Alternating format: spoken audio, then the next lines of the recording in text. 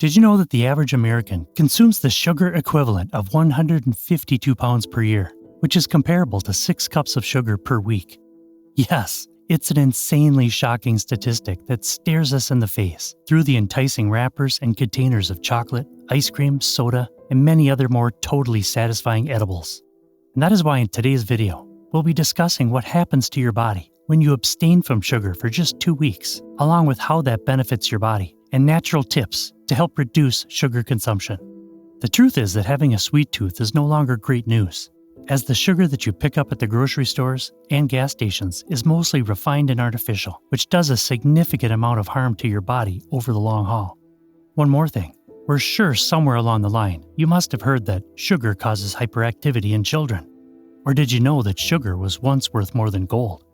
Are all these true? Stay around till the end of the video to find out. Ready for the rush? Let's go.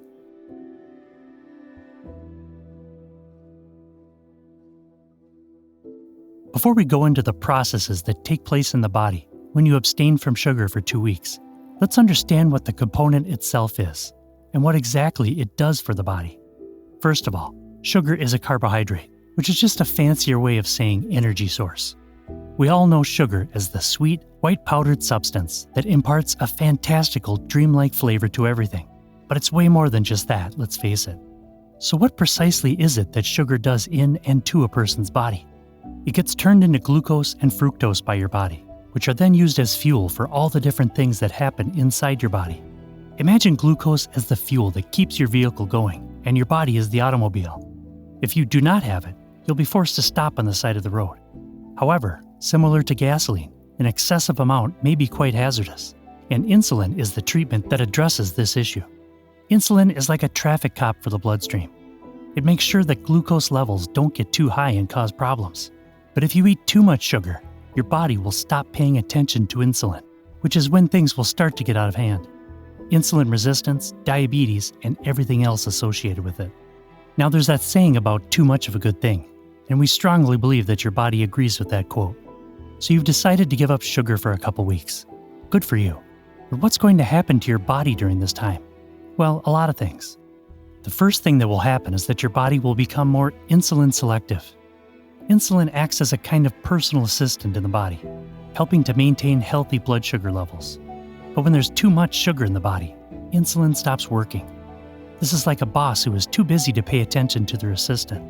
However, similar to a CEO who finally listens to their assistant, your body's sensitivity to insulin increases when you cut down on sugar for a while. This can help prevent type 2 diabetes and other health-related issues. So what does it mean for your body? Well, let's see. The second thing that takes place is a reduction in the amount of inflammation that is present. Inflammation is the body's natural response to a wound, an infection, or both. Consider inflammation to be the body's way of saying, I'm hurt. But if it lasts for a long time, it can make a person more likely to get serious health problems, like coronary artery disease, cancer, and Alzheimer's disease. Consuming an excessive amount of sugar can cause inflammation in the body, which will manifest itself in a manner that is similar to the symptoms of an itchy mosquito bite that won't go away.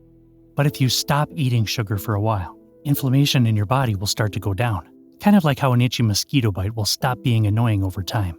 And this can lead to an improvement in general health by lowering the chance of developing chronic illnesses. When you cut off sugar, you'll also see an improvement in the profile of your lipids. Lipids are similar to the fats in your body, and your body can't function at its best without them. When you eat excessive amounts of sugar, it might cause an imbalance in your lipid profile, which is analogous to the bank account of your body being in the red. Your levels of LDL, often known as bad cholesterol, and triglycerides will both rise as a result of this, which may make you more susceptible to developing heart disease. However, if you cut down or eliminate your use of sugar, your lipid profile will improve, much like a checking account that has been brought back into balance, which also lowers the risk of developing heart disease. Putting an end to your intake of sugar for a couple of weeks may also contribute to improvements in the health of your digestive tract. Sugar could upset the delicate balance of the microbiome, which is a group of microorganisms that live in the gut and are important for keeping the digestive system healthy. It is much like an uninvited guest who wrecks a party and might cause digestive troubles, such as bloating, gas, and diarrhea. This microbiome may be thought of as the VIP guest list of your gut. So when you cut down on or eliminate sugar from your diet, the microbiota in your gut has a chance to rebalance itself, much like a VIP guest list that has finally been arranged. Additionally, when you take a break from sugar consumption, your body uses its energy to burn fat instead of sugar. This works like a personal trainer for your body. As a result, your body fat will go down, your health will get better, and there will be a lowered risk of becoming obese. Okay, so great. We trust you learned a lot from all that sweetness and you'll take the necessary steps. We know it's hard to resist the sweet stuff, but too much sugar can lead to some serious health problems, like obesity, diabetes, and heart disease, like we have mentioned. But don't worry, we've got you covered with some natural tips to reduce your sugar intake. First and foremost, eat more fruits and vegetables. They're like the health gurus of the food world, low on sugar and high on nutrients. Try to cut back on sugary drinks, like soda and juice, and opt for water or unsweetened drinks instead. When you're at the grocery store, read food labels and choose products with less added sugar. Avoid processed foods, as they often contain high levels of hidden sugar, and they are not good for you.